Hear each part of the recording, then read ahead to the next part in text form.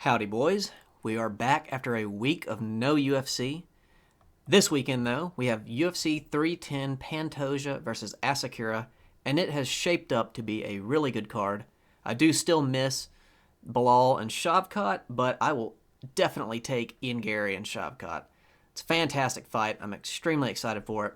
I'm also excited to see how Asakura does in the UFC and cutting down to flyweight. The rematch between Gon and Volkov. It's just a fantastic fucking card. And there's two future GOATs on here, Brian Battle and Chase Hooper. Potentially Joshua Van also. But yeah, looking like a fantastic card. Let's get into discussing it. First matchup on the card, Kennedy Nzechukwu versus Lucas Brzeski. Kennedy is a pretty large favorite here, minus 650. And I'm going to go with him by decision. I think he is better all around than Lucas. Don't really think too highly of Lucas.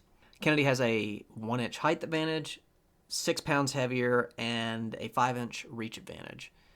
He also has much better wins. Even though they're not in heavyweight, they still have aged nicely.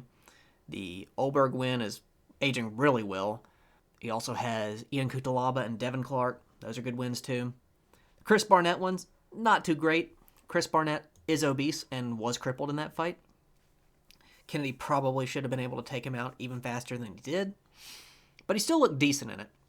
And Lucas I don't think he's won against anyone of note. Walter Walker is kind of hot garbage, and he went to he did get a unanimous decision. But still, he went to decision with Walter. And he's been KO'd twice in his last 3 fights. I don't like it for Lucas. I think he's too easy to hurt and not skilled enough to deal with the physical advantages that Kennedy has. So going with Kennedy by unanimous decision. The second fight on the card, the future lightweight GOAT Chase Hooper versus Clay Guida. I'm going with a second round finish for Chase Hooper, probably a submission. He has all of the skills and physical advantages to win this fight. 4 inches of height and reach, and 17 years younger. Clay ain't getting any better, and Chase is continuously improving. I think round 1 could be competitive, maybe. Guida still can put on an incredible pace. Maybe he holds Chase up against the cage a little bit, holds him on the ground for a little while, risking getting submitted. But I think eventually Chase will find a way to hurt him on the feet. Clay will panic shoot, and Chase will find a submission. Third fight on the card, Michael Chiesa versus Max Griffin. 2 journeyman unks having a mid-off. I'm going with Max Griffin by decision. I think he will be able to keep it on the feet and outpoint Chiesa the entire fight, potentially even hurt him and finish him, but I don't think it's very likely. He's not the greatest striker and doesn't have the most power, but I do not see Chiesa getting a finish. Max Griffin has never been submitted, and Chiesa is pretty much incapable of hurting someone on the feet. He has 0 standing finishes. And he's not the greatest wrestler either. He potentially could get a boring decision by holding Max Griffin down. But I think Max has good enough wrestling to keep it on the feet or recover and get up off the ground if he gets taken down.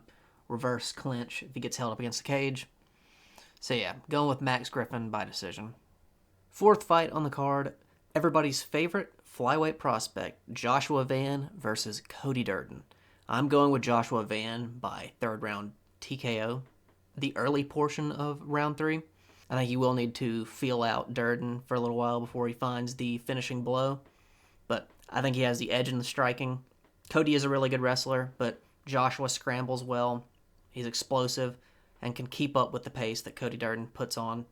Both guys have been knocked out recently, so I will always be worried for Van after getting finished by Charles Johnson, but I don't necessarily put too much into that loss because Charles Johnson himself is really good and has crazy rangy power. He throws those uppercuts from just such a distance, and he got caught. Anybody can get caught. But I think Joshua Van will eventually be able to find the button to turn Cody Durden off early round 3. Fifth fight on the card, Chris Weidman versus Eric Anders. I'm not going to spend too much time talking about this fight since it was supposed to happen 2 or 3 weeks ago, and it fell off because of Eric Anders getting sick or some shit. I don't really remember. But I'm going with Chris Weidman. I think he's just better all around than Eric Anders. Just has a higher skill level and pretty much everything, striking, grappling, wrestling. Probably is a little less powerful and less durable than Anders, but I think he'll make up for it in skill. And if he needs to, he can always rely on just throwing out some eye pokes and gouging Eric Anders' eyes out. So yeah, going with decision for Chris Weidman. Sixth fight on the card, Randy Brown versus my boy, the Butcher, Brian Battle. I'm going with Brian Battle by however he wants, whatever round he wants. I think he's better in the striking, the grappling, the wrestling. If he wants to knock Randy Brown out or submit him, he'll do whatever he wants. I don't even have really much else to offer. I just think he's better everywhere, has more power, is a better, well-rounded fighter than Randy Brown. He's going to get it done. Seventh fight on the card, Movsar Evloev versus Aljamain Sterling. I'm going to go with Movsar by decision. And I'm going to try my best to talk about this fight because I do feel like this is one where you kind of really need to be an analytical mind to truly discuss this fight because it is a very high-level matchup. I think their grappling is going to be comparable to one another. I do imagine that Movsar will have an easier time taking Aljamain down. I think he's a little more explosive on his shots, and I think he's the better boxer. Aljamain might have better kicks, but he doesn't set them up as well as Movsar can set up his punches. I don't see either guy getting a finish here. Neither has been submitted, and Aljo has only been knocked out by two really good strikers in a division below, so he most likely has a better chin in this division. He does look a lot healthier in this division. He looks fucking huge. He always has, but goddamn, he's an absolute tank at featherweight. And so I just don't see either guy knocking each other out or submitting one another.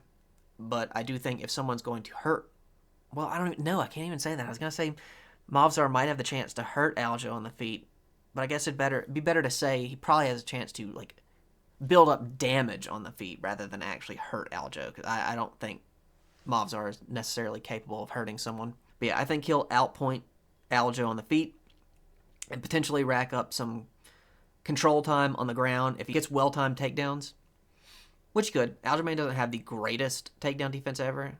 I mean, Jan was managing to take him down multiple times in their fights, but Jan does have some really well set up and tricky trips. But I just think Movsar is a little more well-rounded throughout and more competent in what he does. Aljamain could, although he could just backpack Evloev, just camp a body triangle for a round and win by doing that.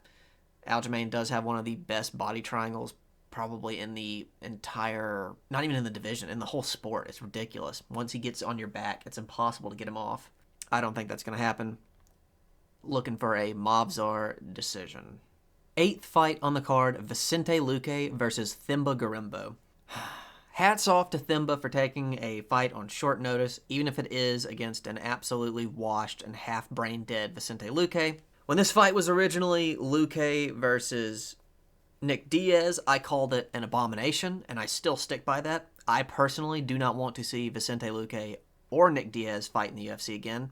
They have taken a lifetime's worth of CTE, and how, someone's got to explain this to me one day. How the fuck can Vicente Luque fight after he has suffered a brain bleed? I just don't get it. No matter how well that is healed and he is recovered, doesn't that make people fucking nervous? Like, god damn it, I like this dude. I don't want to see him go brain dead in the fucking octagon.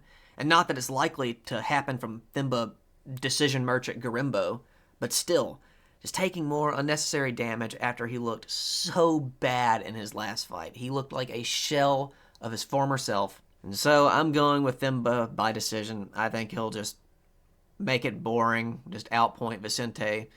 Vicente will be gun shy. He's just not going to go for the kill.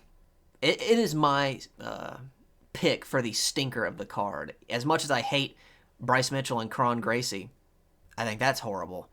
This is arguably worse to me. I cannot, in good conscience, agree to this fucking garbage matchup.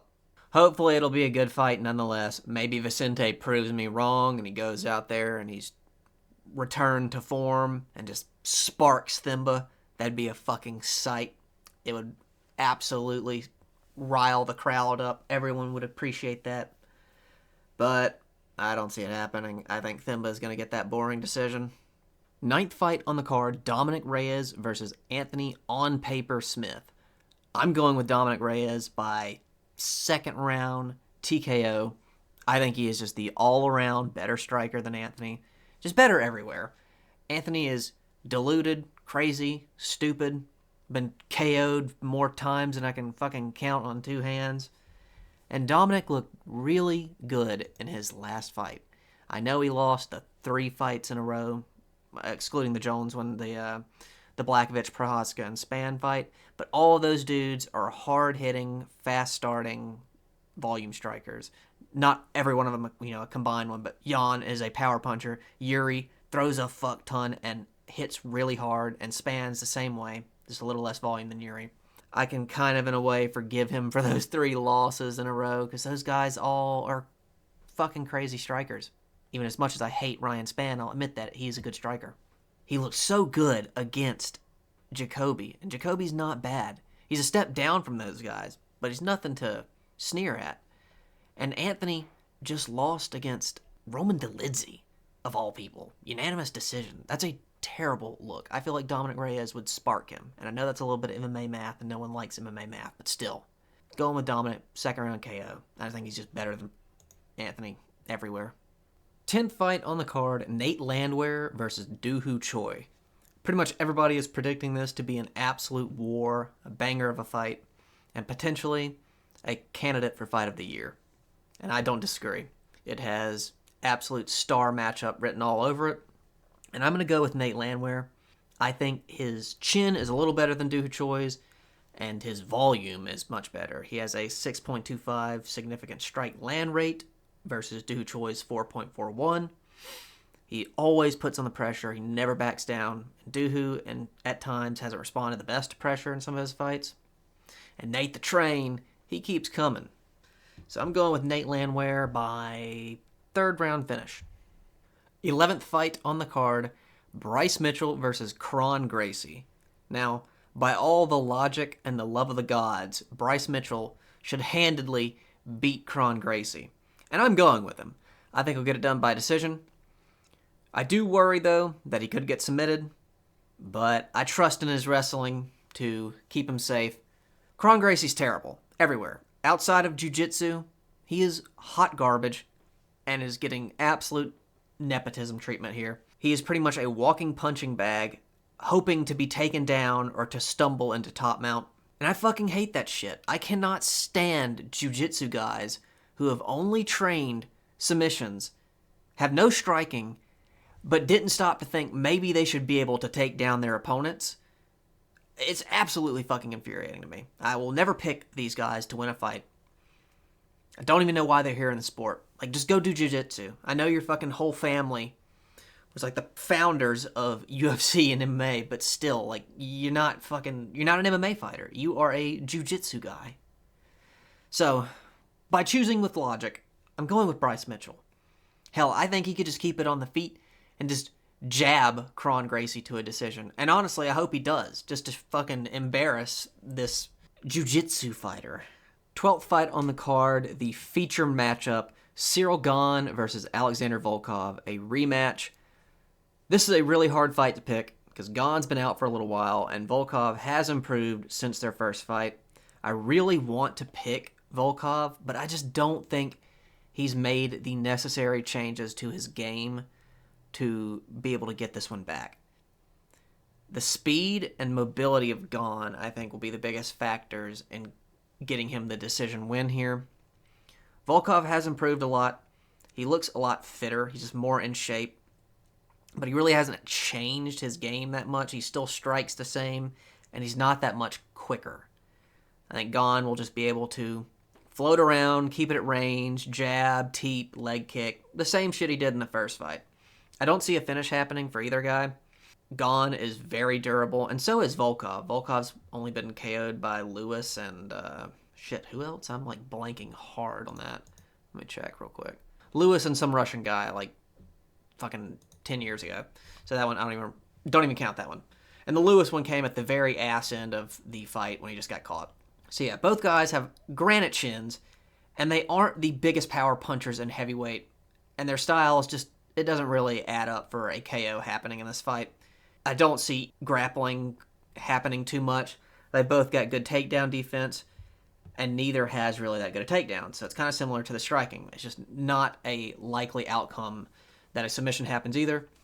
And if it's going the distance, I'm going to pick Cyril.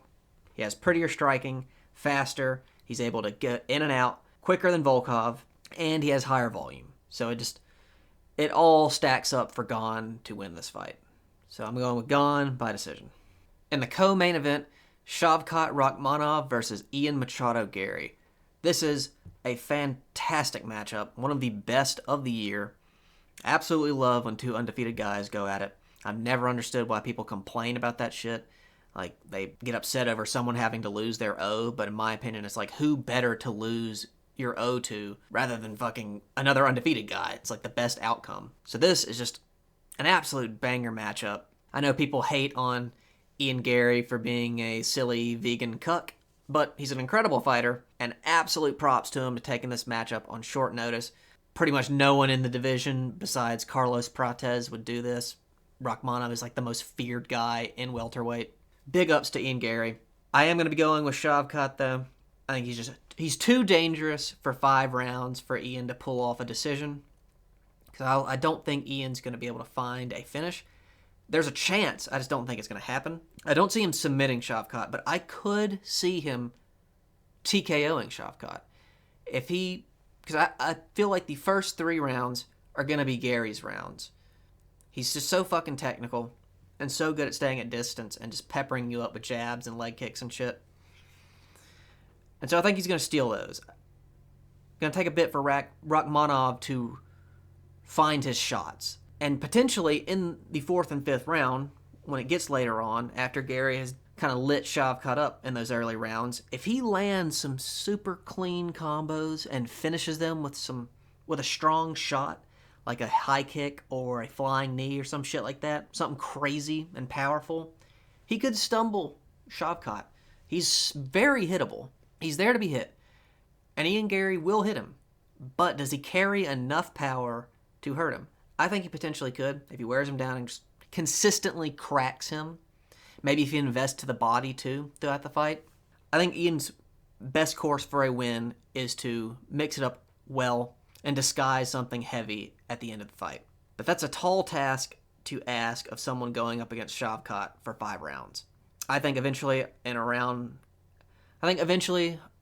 probably in round 4 or 5, Rakhmonov is going to land something clean and heavy, stumble Ian. They're going to get into a grappling exchange, and he'll find probably a rear naked. But not counting Gary out, I would love to pick Gary and him get the win, because then I'd look like a fucking genius. But it's so hard to pick against some dude that's 18-0 with a 100% finish rate, and that looks like he came out of the fucking Ice Age eating woolly mammoths. So yeah, 4th round sub for Rakhmonov. And in the main event, Alejandro Pantoja versus Kai Asakura. I'm going with Pantoja by round 3 submission. I think it will be a good fight. I've watched a couple of Kai's, and while he's very good, he is willing to take one to give one and doesn't seem very afraid of submissions. He trusts in his submission defense heavily. And going against someone like Pantoja, who is dangerous pretty much anywhere, I feel like that could be his downfall. He definitely can crack. He could finish Pantoja, but Pantoja's never been finished before, so I just don't trust someone to do it now. He's got a granite chin, good submission defense. He's got great takedowns himself, and he just pushes such a pace. And with Kai coming down to flyweight, I'm always hesitant to trust someone's chin and cardio going down in a division. And we've seen Pantoja push incredible paces pretty much in every one of his fights. The dude never stops moving forward or going for finishes. Trusting in him to find the finish. I also feel like even though the competition over in Ryzen is good, the UFC has steeper competition. And Pantoja has fought the best of the best. He's on track to become the flyweight GOAT. He gets a few more wins and I think he's there. His resume is already arguably better than DJ's, and this is a fantastic win, even if it is a debuting fighter. A lot of people know Kai Asakura and rate him highly, so this is a nice one to add to his belt. So yeah, I'm going with Pantoja, round 3 submission. Probably a rear naked.